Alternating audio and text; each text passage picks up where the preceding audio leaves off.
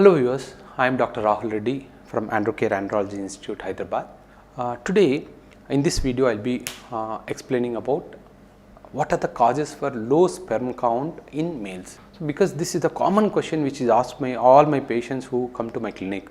So I think this will help most of the patients to understand why their sperm count is low. So first, before coming to this video, I would like to tell you about basic male sperm production anatomy.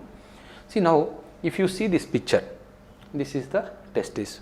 Normally males have two testes and sperm production happens in the testis, and then once sperm production happens in the testis, it passes through this tube.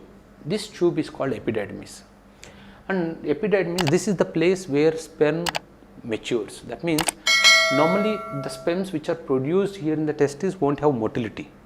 Only when they pass through this tube, epididymis, then they get motility. So now once they pass through this tube and enters this tube, tube is called vas deferens, and from through the vas deferens they go and they are stored in the reservoir. There is one reservoir for the semen called seminal vesicle, one on both sides. So now this is the place where sperm is stored. Normally this capacity of seminal vesicle is for 3 to 4 ejaculations. That means till you ejaculate 3-4 times, there will be enough semen there. That is why if you ejaculate 3-4 times in a day, after third ejaculation or second ejaculation you get only very few drops, because this reservoir is empty.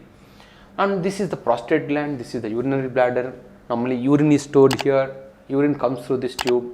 So now whenever you want people ejaculate, the semen comes from this seminal vesicle and enters through the prostate and comes out through the urine tube. Now to understand why semen quality and count is on the lower side, see, there are so many wordings in semen analysis report. Oligospermia means low sperm count. If sperm count is less than 15 millions, we call it as oligospermia. So there are 4 common reasons for oligospermia. So one is a genetic cause. Genetic cause means because of some birth defect or some genetic mutation, your sperm testis is not producing sperms. Sometimes this is of 2 types. Sometimes they don't produce sperm at all. Sometimes they produce sperms in the initial days of your life, and generally after 25-30 years slowly the production will come down. Normal production should go till 55-60 years, but in some people, because of the genetic defect, it stops at 25 to 30 years. And this can't be treated. This genetic defect, generally what we can do is, people with genetic defect and low sperm count, we can only improve the quality of the sperm but not count. So now second common cause is infections. Any infection in this tube, any urinary infection, sometimes anyway I will be making a separate video on infections, what kind of infections you get, how these infections are treated, how the bacteria enters the semen system. I will make a separate video. So whenever there is an infection in the tract, it affects your sperm count and sperm motility, because if your infection is in the epididymis, then it affects only motility. Your sperm count will be normal, but motility will be on the lower side. Then infection in the seminal vesicle, the storage reservoir, then it affects your ejaculation. So infections in the seminal vesicle is again important causative factor for premature ejaculation also. So most of the patients with infections here, they will have premature ejaculation. So now most of the people, they ask me, doctor, I don't have any pain, so how this infection has come? Because these infections are chronic infections. They are slow, they start very slowly, there won't be any pain, slowly they will settle down in the system. So now these infections can be, if they are detected in early stages, we can actually cure them. And the third causative factor is hormonal imbalance. So generally we have 4 hormones in the system. One is the first three comes from the brain: FSH, LH, prolactin, and the testosterone is produced in the testes.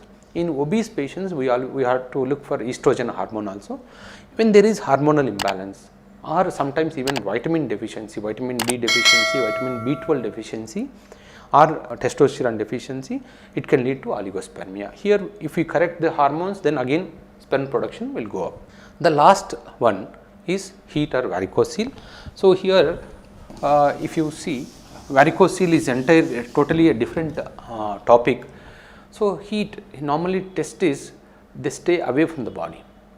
The testicular temperature is 2 degrees lesser than the body temperature. So always when the gap maintains, the production is normal.